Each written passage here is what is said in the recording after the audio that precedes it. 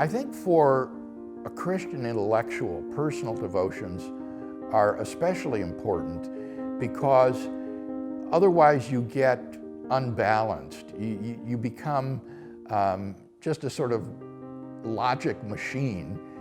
And it's important that we develop the affective and emotional side of our brain and personality as well. And personal devotions, I think, is one way of doing that.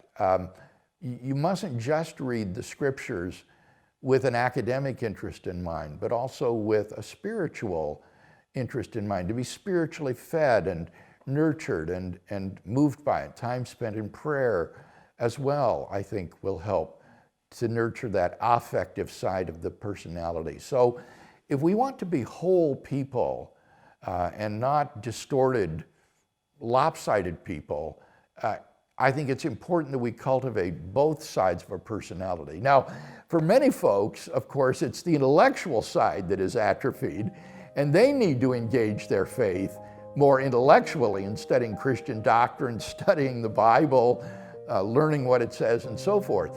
But the goal is to be a whole and balanced person. And your personal devotions are your lifeline with God that help to maintain, I think, that healthy balance.